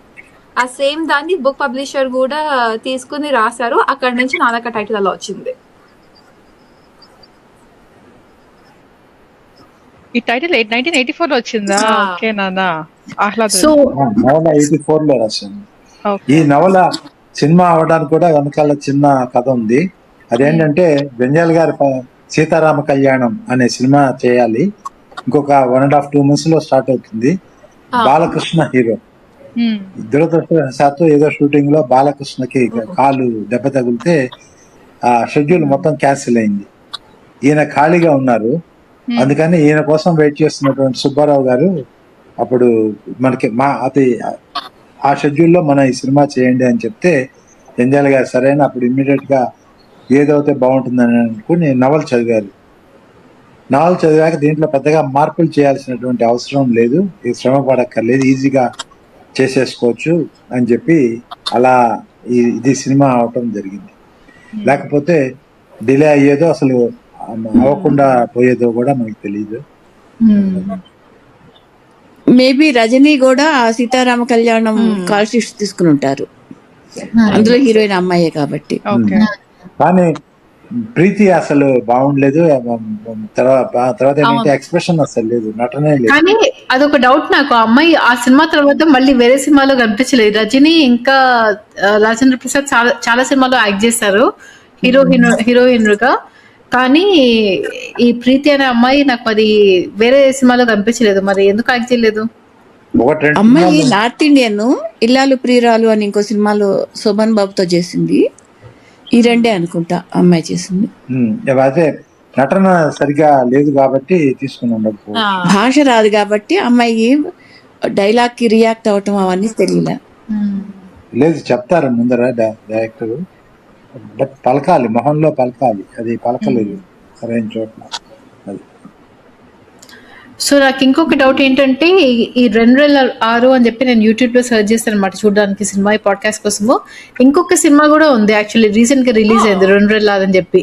సో నా డౌట్ ఏంటంటే, ఈ మూవీ టైటిల్ గురించి అప్రోచ్ అయ్యారా మనని, లేదంటే ఎవరైనా మూవీ టైటిల్ తీసుకోవచ్చా? ఈసారి చెప్పలేదు. సో 2006 నాన్న పెట్టిన టైటిల్, నాన్న ఒకసారి ఆంధ్రపత్రికలో చదివిన కథ నుంచి తీసుకుని 2006 అని నవలను రాశారు. 2017 లో ఇంకొక సినిమా వచ్చింది. 2017 లో 2006 అని చెప్పి ఇంకొక సినిమా కూడా వచ్చింది.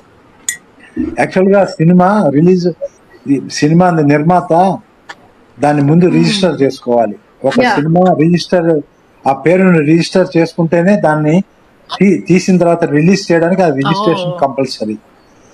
అది నిర్మాత మండలి తో రిజిస్టర్ చేసుకుంటారు. వాళ్ళు ఒకే పేరుతో 2-3 సినిమాలు రిలీజ్ అవుతే ఆడియన్స్ కన్ఫ్యూజ్ అవుతారు, నిర్మాతలు నష్టపోతారని ఈ రూల్ పెట్టారు. 10 years దాకా ఆ వ్యాలిడిటీ ఉంటుంది. సినిమా రిలీజ్ అయిన 10 ఏళ్ల దాకా ఆ పేరుతో మరెవరూ సినిమా తీయకూడదు. 10 ఏళ్ళు దాటిన తర్వాత ఆ పేరుతో మళ్ళీ ఇంకెవరైనా సినిమా తీయచ్చు. అది దాన్ని ఫాలో 10 years ముందు వచ్చిన సినిమాల్ని కాపీ కొట్టి ఆ పేర్లు యూజ్ చేసుకోవచ్చు అనమాట, ఏం పర్మిషన్ లేకుండా. ఓకే. కాకపోతే ఈ 2006 పేరు పెట్టి ఉంటారు కానీ నేను చూడలేదు ఆ సినిమా. కథ నాకు తెలీదు, ఈ కథ తీసుకుని ఉండకపోవచ్చు. కథ కాదనుకుంటా, తెలీదు, నేను చూడలేదు. బట్ నేను చూసాను, ఈ కథ కాదు. మూవీ టైటిల్ సేమే.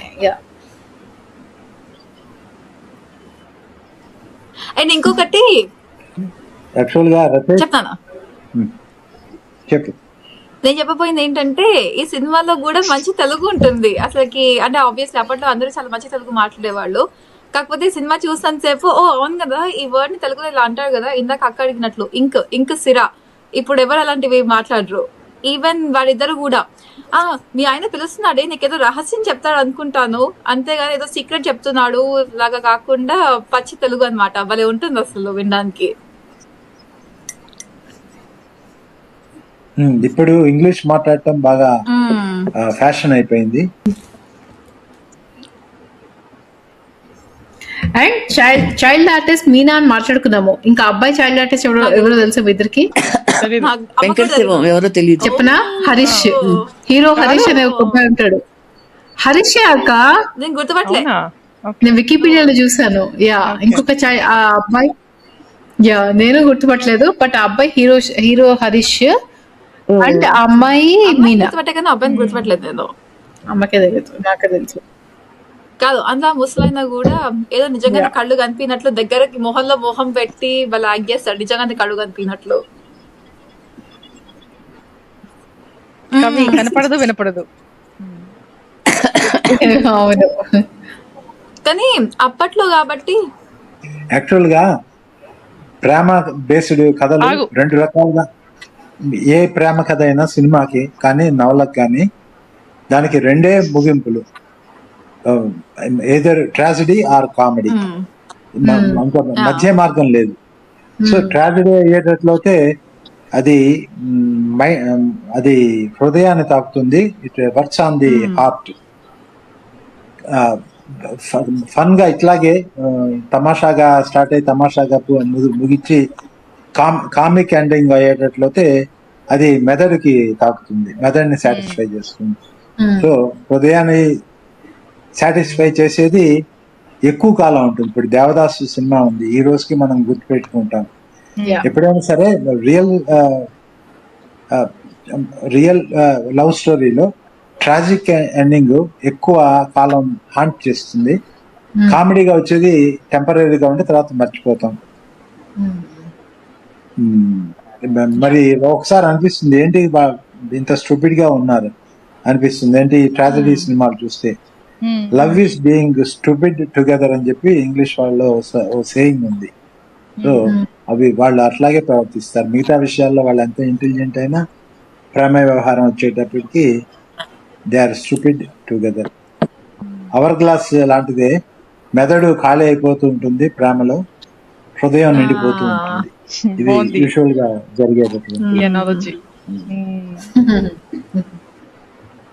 అవును. ఓవరాల్ గా ఇందాక నాని చెప్పినట్లు ఈ మూవీ మొత్తం కామెడీ, స్టార్టింగ్ కామెడీ ఉంటుంది, ఎండింగ్ కామెడీ ఉంటుంది, మిడిల్ లో కూడా మొత్తం అంతా కామెడీ. వాళ్ళు అక్కడికి వెళ్ళినప్పుడు కూడా ఎక్సెప్ట్ నాకు మూవీ మొత్తంలోకి నాకు సాడ్ అనిపించింది, మచ్చలా పాలే తాగుతాను తెలియదు అని చెప్పేసి కొడుతుంది కదా రాళ్లపల్లిని, నాకు అదొక్కటే కొంచెం సాడ్ అనిపించింది. బట్ మిగిలిన మొత్తం అంతా కామెడీదే. అసలు నవల్లో అది ఆ హీరో మీద, చంద్రమోహన్ మీదే పాలు వస్తుంది. హీరో ఒప్పుకొని 90% ఒప్పుకొని ఉన్నాడు, అందుకని మనిషి నీళ్ళు, అది కూడా పాలు కాదు, రాళ్లపల్లి మీద. అంటే అమ్మాయి మీద అసహ్యం కలగాలి కదా. అదే నాకు డౌట్ వచ్చింది, ఈ పాపం పనివాడిని ఎందుకు అలా చేస్తుంది ఆ అబ్బాయిని వీళ్ళు చెప్పి నాకు కూడా డౌట్ వచ్చింది యాక్చువల్లీ. అబ్బాయి ఏదైనా లాగా చేస్తుంటే మరి ఇందాక ప్రతి క్యారెక్టర్ కి ఒక పర్సనాలిటీ అనుకున్నాం కదా. ఈ కవికేమో అదేంటి న్యాచురల్ ఫుడ్ ఏమంటారు కదా లిపి తెలుగులో, కూరగాయలు తింటాము, సాత్విక భోజనం. కానీ చంద్రమోహన్ పాపం ఫుడీ అని తింటూ ఉంటాడు. ఆ చంద్రమోహన్ ని పాపము ఆ సాత్విక కూర్చోబెడతారు. ఆ అబ్బాయి పాపం ఈ అమ్మాయిని జున్ను తెస్తావా అని చెప్పి ఆ ఊరగాయి ఆ పచ్చడి అవన్నీ తింటూ ఉంటాడు. అయితే ఒక విషయం అక్క నాకు చాలా నచ్చింది అక్క, నువ్వు ఆ సాత్విక భోజనం ఏమంటారు అని అమ్మ నాన్న ఉన్నా కూడా నన్నే అడిగావు, లిపి ఏమంటారు లిపి అని. థ్యాంక్ యూ సో మచ్, నాకు వాళ్ళ ఆనందంగా ఉంది.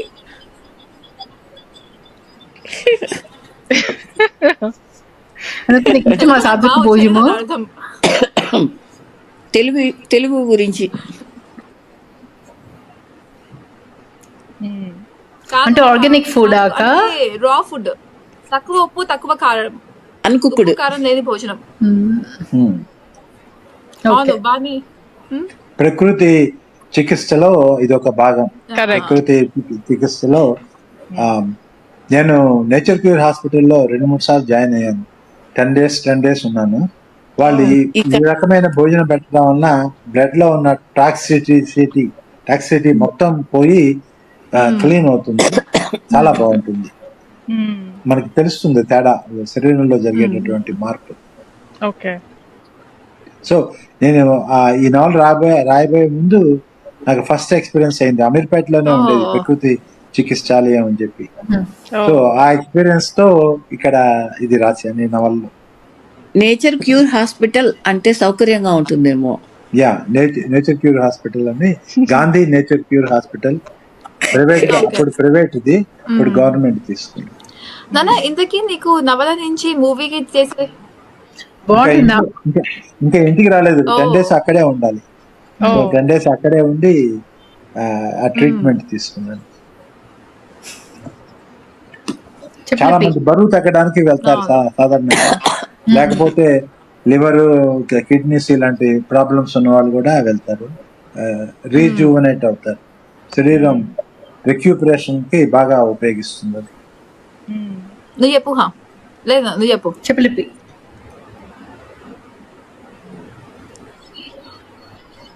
ఏం చెప్తాం అనుకున్నా అంటే ఆయన అంటాడు, ఇద్దరు పారిపోతూ ఉంటారు కదా, వచ్చి పక్కన కూర్చొని అంటాడు, నా పైన చెయ్యి అంటాడు, వేసి నా పీకల రొక్కేయండి, ఆ పీకల రొక్కేసేయండి, ఎందుకు నాకు ఇంత బాధలు అదేదో అంటాడు. లేదు పెద్దనా ఇలా చేయరు అని చెప్తుంది. అప్పుడే లిపి చెప్పిన జోక్ వస్తుంది. పెద్దనాన్న చెప్పిన మాట అప్పట్లో బాగానే విన్నారు. విని పాపము గౌరవించి ఓల్డ్ మ్యాన్ అని చెప్పేసేసి మేము పారిపోంలే అని ప్రామిస్ చేసి అవన్నీ పాపం ఇప్పట్లో నాకు తెలిసి అలా చేయరు. పట్టించుకొని కూడా పట్టించుకోరు ఇప్పట్లో. అప్పట్లో పాపం బాగానే రెస్పెక్టబుల్ గానే ఉన్నారు. ఆయన విజయవాడలో లాయర్, విజయవాడలో లాయర్. ఇంతకు ముందు ఇంకో సినిమాలో కూడా యాక్ట్ చేశారు. అవును, వయస్సు ఎంత, విలాసం ఏమి, పుత్ర పూర్ణానందం గారు అని ఆయన అక్కడ విజయవాడలో అడ్వకేట్. ఆయన ఆ క్యారెక్టర్. అయితే నాన్న ఈ చాలా బాగా యాక్ట్ చేస్తారు. ఆయన కూడా చాలా బాగా యాక్ట్ చేస్తారు. ఇది ఆయన యాక్ట్ చేసిన రెండో సినిమా, ఇది రెండే చేసింది ఆయన. అది ఇంకొకటి ఆనంద భైరవి కూడా చేశారా? ఓకే. దీని తర్వాత కాదు నాన్న ఈ నవలని సినిమా కాదు నాన్న, నవలని సినిమాలాగా మార్చినప్పుడు ఏమైనా మార్పులు చేర్పులు నీకు నచ్చనివి ఏమైనా ఉన్నాయా? నాకు లేదు, నచ్చకపోవటం అంటూ లేదు, అన్ని నచ్చాయి. అంటే జంజాల్ గారు నేను ఇద్దరం కలిసి అనుకున్నటువంటి మార్పులు కాబట్టి బాగుంది బాగుండలేదు అప్పటికప్పుడు అనుకుని వాటిని ఇద్దరికి నచ్చినవి పెట్టడంతో అసలు ప్రశ్నే రాలేదు. ఇంకొక క్వశ్చన్, ఉన్న డైలాగ్స్ కూడా. సో అప్పుడు నువ్వు మొత్తం సెట్స్ పైన ఉండేవాడువా నాన్న? నేను మొత్తం లేను, ఎందుకంటే గవర్నమెంట్ సర్వీస్ లో ఉండేవాడిని. నాకు అంత సెలవు ఉండేది కాదు. బట్ చాలా వైజాగ్ లో జరిగింది ఈ షూటింగ్. సో వైజాగ్ లో చాలా రోజులు 20 days ఉన్నట్టున్నాను. 40 days షూటింగ్ లో 20 days అంటే 7 రోజులు ఉన్నా. ఆ సినిమా థియేటర్ లో రాత్రి తీసినటువంటి సీన్స్, మేడ మీద వర్షం వచ్చినప్పుడు, ఇవన్నీ నేను అక్కడే ఉన్నాను. సో 40 days తీసేసారు అనమాట ఈ సినిమాని. యాక్చువల్లీ చాలా తక్కువ టైం ఒక మూవీ తీయడానికి. ఆ రోజుల్లో యావరేజ్ ఏ సినిమా అయినా అంతే టైం పట్టేది. సో లిపి ఇందాకేదో క్వశ్చన్ అడుగుతున్నావు కదా, అడుగు. అవును. సో బేసికలీ నాన్న ఈ క్వశ్చన్ నీకు, సో నువ్వు ఈ నవలని సినిమా దృష్టిలో పెట్టుకుని రాసా అన్నావు కదా, సో డైలాగ్స్ ఏమైనా చేంజ్ చేశారా లేకపోతే నవలలోవే తీసుకుని రాసారా? కొన్ని నవలల్లో అవి తీసుకున్నారు, కొన్ని స్వయంగా జంజాల్ గారే రాశారు. వేరే డైలాగ్ రెండు కాంబినేషన్, వేరే డైలాగ్ ఎవరు లేరా? నువ్వు జంజాల గారైనా రాసిన డైలాగ్ లో? అంతే, ఇద్దరమే. అంటే ఆయనే రాశారు డైలాగ్స్, కాకపోతే నవలలోంచి నచ్చినవి ఏరుకున్నారు, తీసుకున్నారు. ఓకే. సో 2006 ఈ మూవీ గురించి, ఈ మూవీ స్టోరీని చెప్పాలని అనుకుంటే గనక సొలిపి నువ్వు చెప్తావా? నేను ఇన్ఫాక్ట్ నవల వెనక కథ కూడా నా దగ్గర పెట్టుకున్నాను, క్లుప్తంగా చెప్తా కథని. నాన్న రాసినట్లు, మధు సద్గుణరావు అనే ఆఫీస్ లో పని చేస్తూ ఒకే గదిలో ఉంటున్నారు. అలాగే కీర్తన, వింధ్య అనే అమ్మాయిలు ఒకే హాస్టల్ రూమ్ లో ఉండి చదువుకుంటున్నారు. అనుకోకుండా బిర్లా మందిర్లో కీర్తనతో పరిచయమైన మధు ఆమెతో ప్రేమలో పడ్డాడు. అయితే విఘ్నేశ్వరితో చిన్నప్పుడే పెళ్లైన మధుని మంగళగిరి వెళ్లి ఆమెని కాపురానికి తీసుకురమ్మని మధు తండ్రి శాసించాడు. అప్పటికే కీర్తనతో ప్రేమలో పడ్డ మధు తనలా వెళ్ళి నటించమని విఘ్నేశ్వరికి తన మీద ద్వేషం కలిగేలా చేయమని తన మిత్రుడు సద్గుణరావుకి చెప్పి పంపాడు. కీర్తనని ఆమె మేనమామ ఆమెతో బాల్య వివాహమైన వెంకట శివాన్ని కలవడానికి మంగళగిరి వెళ్ళమన్నాడు. కీర్తన కూడా తన ఫ్రెండ్ వింధ్యని తనలా నటించి వెంకట శివానికి తనంటే ద్వేషం కలిగేలా, తద్వారా తనని కాపురానికి తీసుకెళ్లకుండా చేయమని పంపింది. మంగళగిరికి కీర్తనలా వెళ్ళిన వింధ్య, మధులా వెళ్ళిన సద్గుణరావు ఒకరితో మరొకరు ప్రేమలో పడ్డారు. ఈ దొంగాట వీడే దాకా నవల సస్పెన్స్ గా సాగి చివరికి సుఖాంతం అవుతుంది. అది బేసికలీ క్లుప్తంగా నవల. ఇందాక నువ్వు నవల వెనక కథ అన్నావు, దాని గురించి చెప్పు. నేను చెప్తా. సో ఈ నవల వెనక కథ ఏంటి అంటే, నాన్న రాసిన బుక్ అన్నమాట. దీంట్లో నవల గురించి నాన్న రాసిన ప్రతి నవల గురించి కొంచెం రాశారు క్లుప్తంగా. సో బేసికలీ ఈచ్ నవల గురించి ఒక 2-3 పేజెస్. అది ఈ 2 లేకపోతే చంటబ్బాయి లాగా సినిమా లాగా తీస్తే ఆ సినిమా గురించి కూడా కొంచెం రాశారనమాట. మన నాన్నకి ఇంకా మెమొరబుల్ గా అనిపించిన వాక్యాలు. కాకపోతే ఇది ఏంటి అంటే, ప్రతి నవల వెనకాల ఆ ఐడియా ఎలా వచ్చింది, ఆ ఐడియా ఎలా నవల లాగా మారింది, దానికి ముందర ఏమైనా సీరియల్ లాగా, ఇప్పుడు 2 సీరియల్ లాగా రాశారు ముందర. సో అలా రాసినప్పుడు అప్పుడు జరిగిన అనుభూతులు అవన్నీ రాశారు అనమాట నాన్న.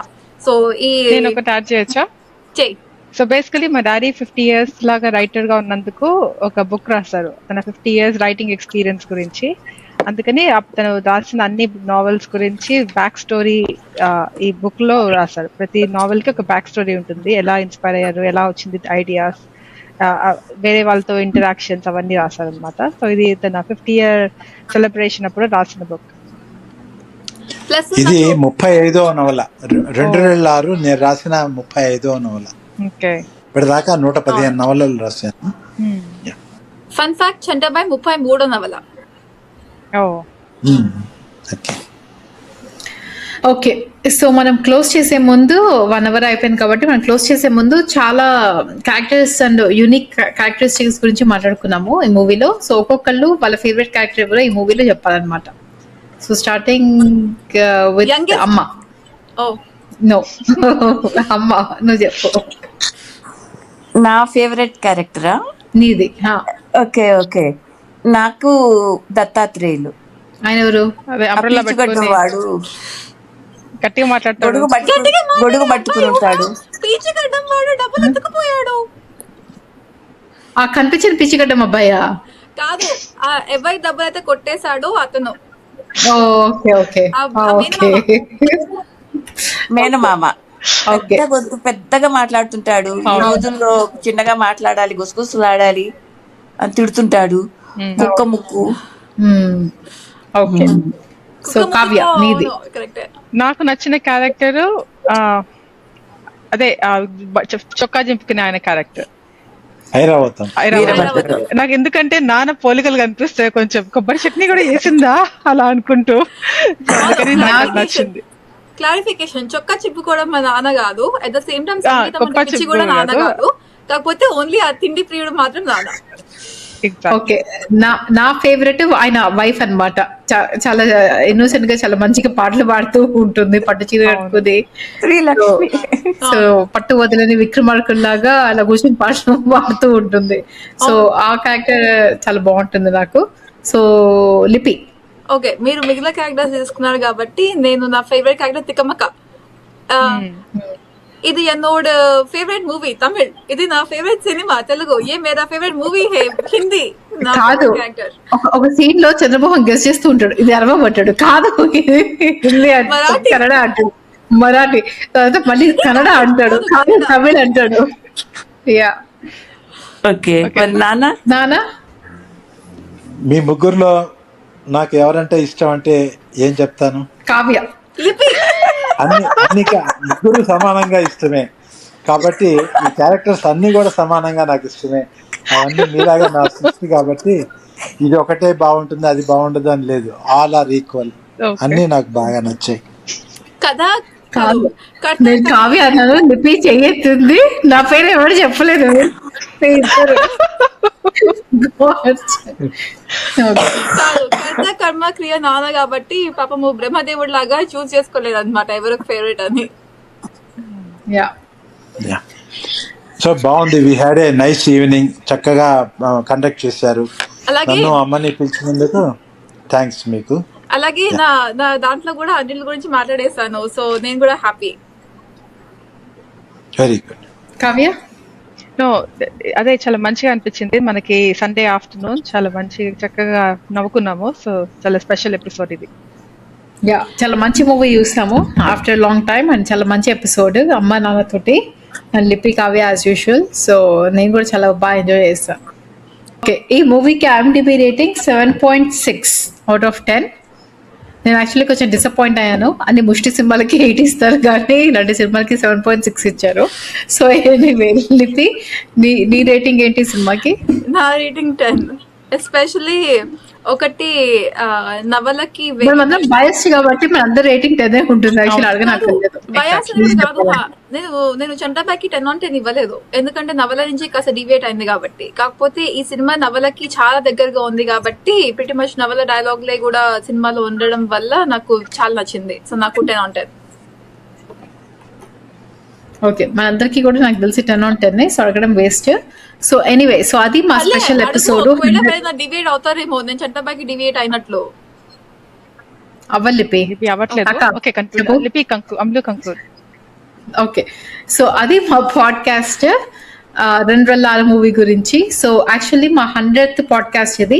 సో ఇన్ని పాడ్కాస్ట్ చేస్తున్నామంటే ఈ అన్ని సబ్స్క్రైబర్స్ అండ్ వ్యూవర్స్ మూలంగానే. సో మా ఛానల్ని చాలా మంచిగా సపోర్ట్ చేస్తున్నారు అండ్ అన్ని మూవీస్ చూస్తూ చాలా మంచిగా కామెంట్ చేస్తూ చాలా మంచిగా మోటివేట్ చేస్తూ అండ్ చూస్తున్నందుకు చాలా థ్యాంక్ యూ సో మచ్.